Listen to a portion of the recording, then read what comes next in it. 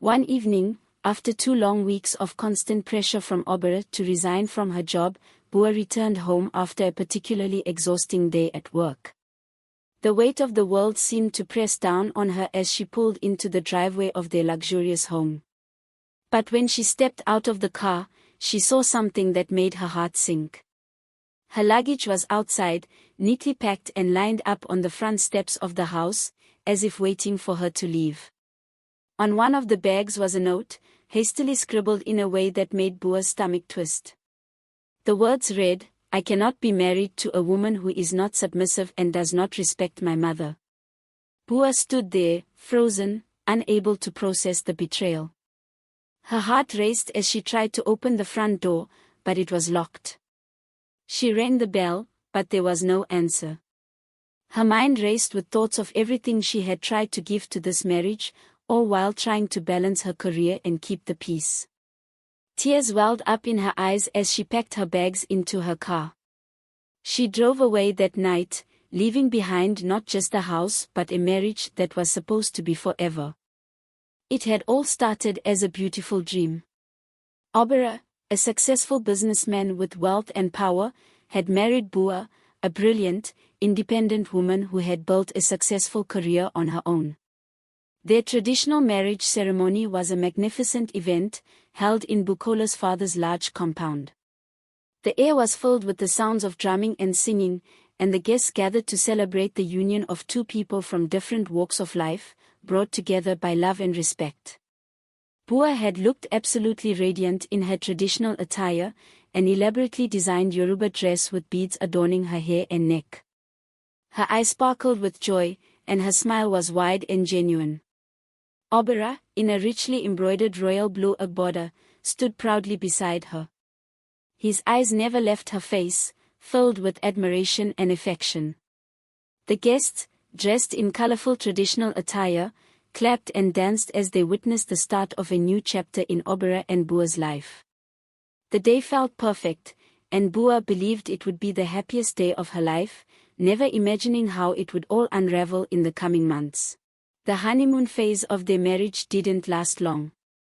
Just 3 weeks after their marriage, Obera's mother, Isen, arrived unannounced, carrying 2 large bags. She was a woman accustomed to having control over every aspect of her son's life, and she wasn't about to let Bua forget that. With little regard for Bua's space or privacy, Isen moved into the house, making it clear she intended to stay permanently. She pretended to be the loving and doting mother-in-law, but soon it became clear that she didn't approve of Bua's busy career or the fact that she wasn't at Obera's beck and call at all times. Isen saw Bua's independence as a threat to her influence over her son. Isen was used to being the one in control, and she would do whatever it took to reclaim that position.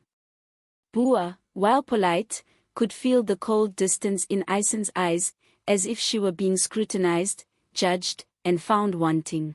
As the days turned into weeks, Isen's complaints grew louder and more frequent. She criticized everything about Bua's life, her work schedule, her cooking habits, her tribe. No matter what Bua did, it was never enough to please her. One night, after a particularly long day at work, Bua came home to find her husband and his mother sitting at the dinner table. Isen had prepared a meal, but Bua had only reheated leftovers from the previous night. The smell of fresh food filled the room, but the tension in the air was even thicker. "You can't even prepare a fresh meal for your husband." Isen scoffed, her voice dripping with disdain. "What kind of woman are you?" Bua felt the sting of her words deep in her heart. She worked tirelessly to support her family, yet it never seemed like it was enough. As the argument escalated, Isen lashed out, calling Bua a cheap harlot who didn't know her place. Bua stood in stunned silence, her face flushed with embarrassment and anger. But the worst part was seeing Obera sit quietly, his eyes downcast, offering no support. He said nothing, allowing his mother to berate Bua without any intervention. It was then that Bua realized that this marriage was no longer a partnership, it was a power struggle, and she was losing. The fallout from the argument was immediate and severe. Obera, who had always been a dutiful son, sided with his mother without hesitation.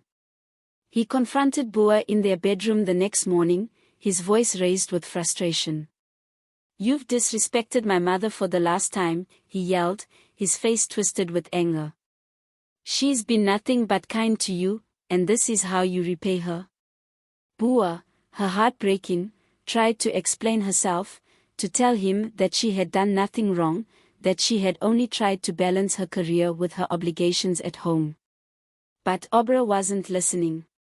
His mind had already been poisoned by his mother's manipulation. He told her in no uncertain terms that if she didn't change her ways, she could pack her bags and leave. Bua's eyes filled with tears, but she didn't speak. She couldn't, not when her marriage was falling apart in front of her.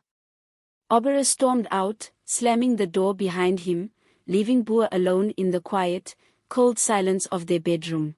The days following the confrontation in their bedroom were filled with silence and tension. Bua's heart ached with each passing moment. She had tried to keep the peace, but it seemed that no matter what she did, it was never enough for Obera or his mother. One morning, she decided she couldn't take it anymore. She waited for Obera to leave for work, and then, standing in front of the mirror, she practiced what she was going to say. She had to confront him. It was time for her to stand up for herself. When Obera returned home later that evening, Bua was sitting in their living room, her posture stiff with resolve. The moment he walked through the door, she stood up and faced him, her eyes burning with determination. "We need to talk," she said, her voice steady, though her heart was racing. Obera, still carrying the weight of his mother's influence, shrugged, dismissing her concerns. "What is there to talk about, Bua? I've made my decision. If you can't respect my mother, then you have no place in my life." Bua's heart shattered as she looked at the man she had loved so deeply. She had given everything to this marriage, but it seemed that Obera was lost to her now. "I'm not leaving," Bua said, her voice firm. "But I will no longer be treated like this. Either you choose me, or you choose your mother, but I won't live like this anymore." Obera looked at her with disbelief. It was the first time in years that she had spoken to him like this. He stood there, his eyes conflicted, unsure of how to react. Ison, sensing the growing rift between her son and his wife, decided to take matters into her own hands. Every conversation, every glance, was an opportunity for her to sow further discord between them. She began to plant seeds of doubt in Obera's mind, whispering subtle accusations about Bua's intentions. "She doesn't respect you, Obera. She's too focused on her career to care about you," Ison would say with a false sweetness in her voice. "You deserve someone who will prioritize you above all else." Obera, still torn between his wife and mother, began to internalize these accusations. His doubts grew, and soon he found himself questioning Bua's every move, her every word. Meanwhile, Bua continued to pour her heart and soul into her work, but it was never enough for Obera. Every attempt to reach out to him was met with cold indifference. As Obera distanced himself, Ison's control over him grew stronger, and Bua's sense of isolation deepened. As the days turned into weeks, Bua found herself sinking into a deep sense of loneliness. She would walk around their house in the evenings, feeling like a stranger in a place that was supposed to be her sanctuary. It was during one of these lonely nights that she received a message from her old friend, Iniola. Iniola had always been there for her, even when Bua had been too wrapped up in her career and marriage to keep in touch. Bua picked up the phone, feeling a sense of relief wash over her as she saw the message, "How are you, my friend? I miss our talks." Without thinking, Bua called her immediately. Iniola picked up on the first ring. "Bua. It's been too long. How's everything?" Bua hesitated for a moment before answering. She didn't want to burden Eniola with her troubles, but the weight of her emotions was too heavy to carry alone. It's not good, Eni. Things with Obera, they're falling apart.